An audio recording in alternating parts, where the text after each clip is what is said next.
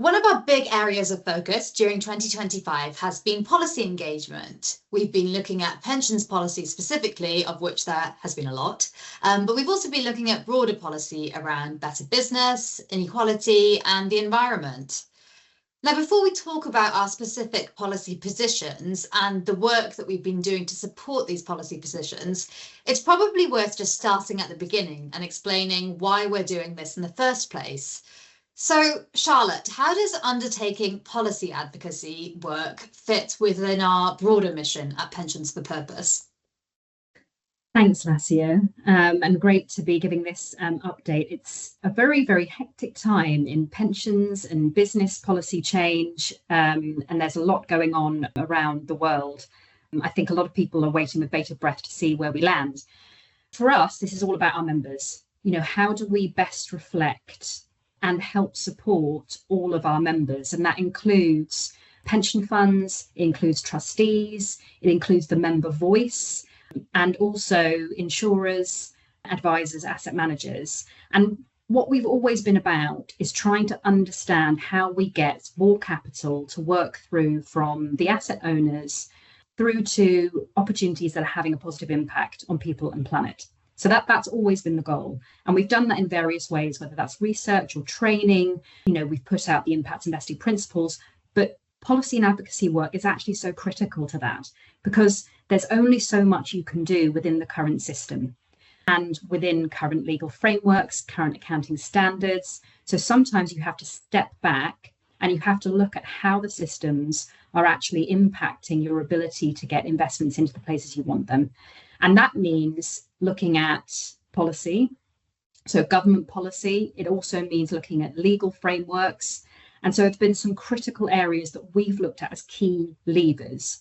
And I think more and more of our pension fund members, particularly as universal owners, are starting to recognise that these are systemic risks and that we need to actually be stewarding the system, not just doing stewardship within the system. Absolutely. And to me, it's also clear that we as an organisation are in a really good position to use our influence, and we're listening to a lot of different views across the industry, and we're hearing the voice of the asset owners. So that puts us in a good position to engage with policymakers. But also this is a particularly good time to be having this engagement because there is just so much that's under review with government at the moment. So within the policy work that we've been doing, we have focused on three key areas of policy. So these are the Pension Schemes Bill, and this looks specifically at the UK pension system.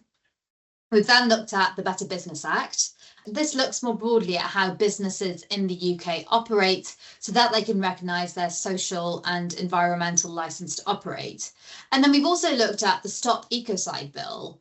And this one's a bit different because it's a global movement. It's a movement to criminalise environmental damage. It's not just finance specific, it's pensions or business specific. It's much broader than that. If you want to find out more about our sort of detailed policy positions on each of these areas, we'll put a link somewhere, and there's lots of material on our website that you can go to see that. But perhaps just for this video, we can go through some of our high-level principles that feed into our policy positions. So Charlotte, maybe you could set these out and also explain how these different areas that we focus on actually fit together. Yeah, so the key thing that we're trying to do is to create better outcomes for people and planet. That's really important for members who are the beneficiaries of the decisions we're making, but also for all members of society and for our planet, on whose natural resources we rely in order to sell our products and services. So I think there is this necessity to understand the link between what we are trying to make and how that contributes to GDP and the resources that we rely on to actually make and supply those things. So we care about this for members, and we care about it because of things like intergenerational fairness, the gender pension gap, pension outcomes for marginalised groups. All of these things are systemic risks and issues for pensions and for business. If we were to start again with a whole new system, we'd have investors and businesses that operate on the basis of a social and environmental licence. Now, many of them are doing the right thing in relation to these issues because they recognise the reputational risk. But the problem is that human behavior and the way things have been for, decades, means that often businesses and investors aren't necessarily doing the right thing, but they're not doing that intentionally. And so giving them steers in terms of legal frameworks that underpin and push investors and businesses to do the right thing is really, really important. They can only do the right thing if they know what the wrong thing is. And so that's why we've pushed for the Stop Ecocide bill.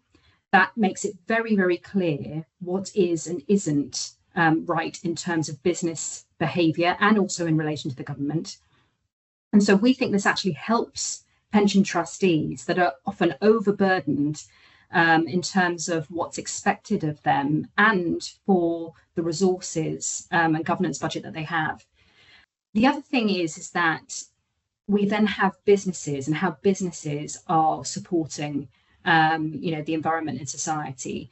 So businesses currently in the UK are subject to company law. Section 172 is what is being looked at as part of the Better Business Act and that movement.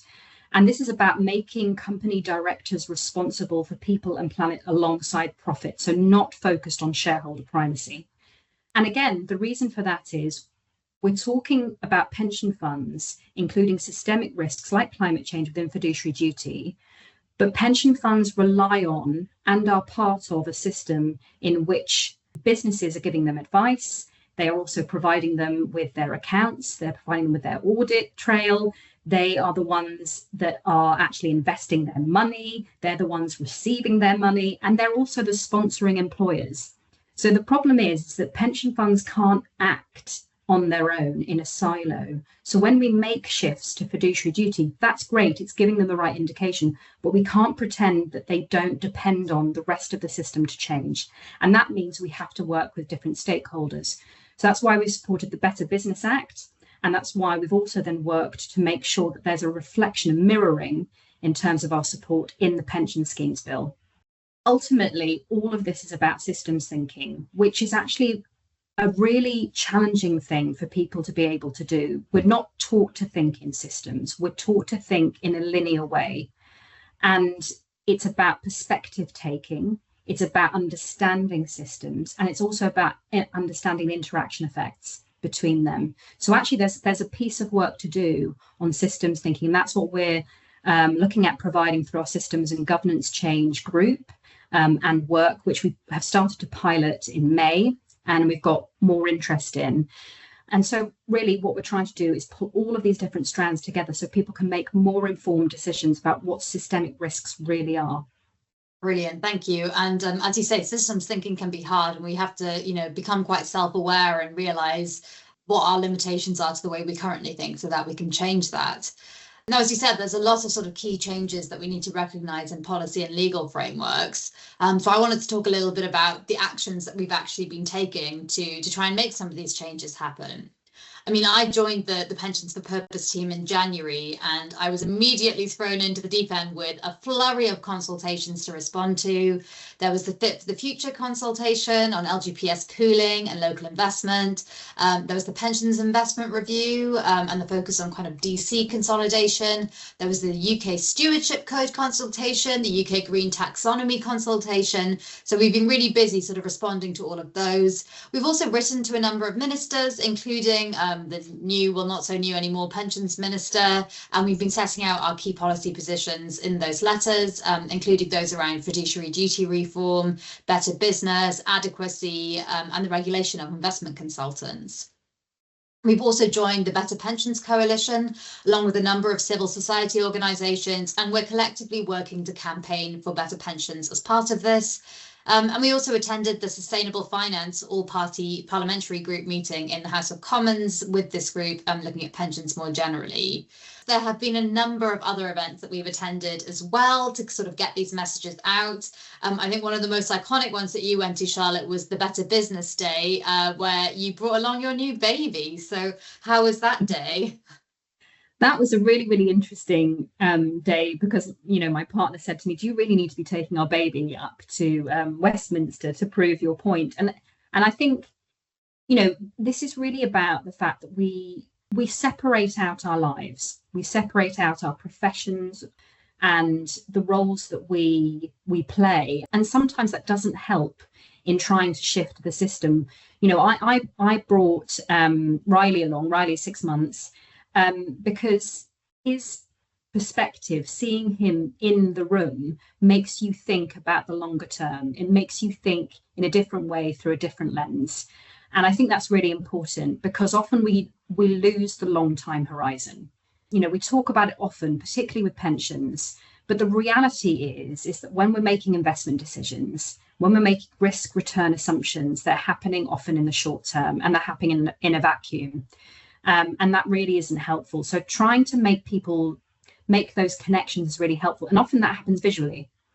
So, you interact with what you see.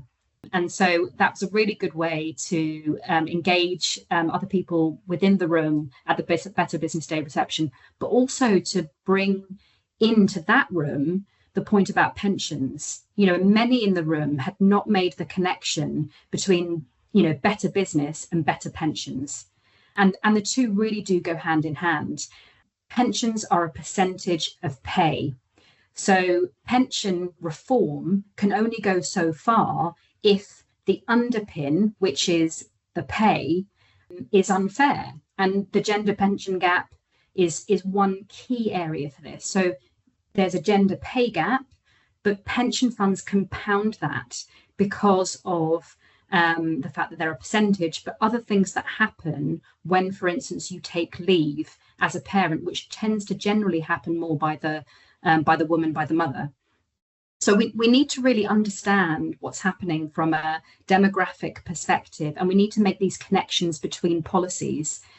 Now, this doesn't happen traditionally in our industry, and if you think about it, it makes sense why. When we go to school, we all learn in individual subject matter, don't we? We have teachers for particular subjects. You go to university, it's the same sort of thing. You have particular faculties. If you go into industries, you've got people focused on particular areas. Same in asset management and everywhere else. You've got asset class silos. What we need to do better now, across government and across business, is start to create collaboration within and between organizations to break down some of the barriers that we have in understanding how our systems interconnect. So that's why I've gone along to a lot of these events, and I've been really, really championing and pushing this need to move to systems thinking and stewarding the system, because I think that's really important. And one of the key things we have to say as part of this isn't about doing something nice or something that feels good. This is genuinely about systemic risks that we are seeing surfacing that will have economic consequences. So, for example, pension adequacy being thought about in terms of the reforms that are being made in terms of consolidation and sustainability is really, really important. A lot of people are actually dropping outside of our financial system, and that's still a risk for us. It may not be a risk that our financial system wants to recognize, but it is a risk. And so we need to get better at making sure that we are inclusive and we are integrating these views on social, environmental, and economic risks and impacts. So what I would say as a kind of call to action is, one thing, the obvious thing, look at where your own pension fund is invested. I genuinely think that when you personally invest in finding out where your pension is, you take that into your own role. And I know we probably think if you work in the pensions industry, you must all be doing this. That isn't necessarily always the case. And then the other thing would be really look at these policy positions and have a think about whether you can support, get behind, or work with other organisations to collaborate to make this change, whether that's on the pension schemes bill, Better Business, or the Stop Ecocide bill, because I do really believe these are great levers for change.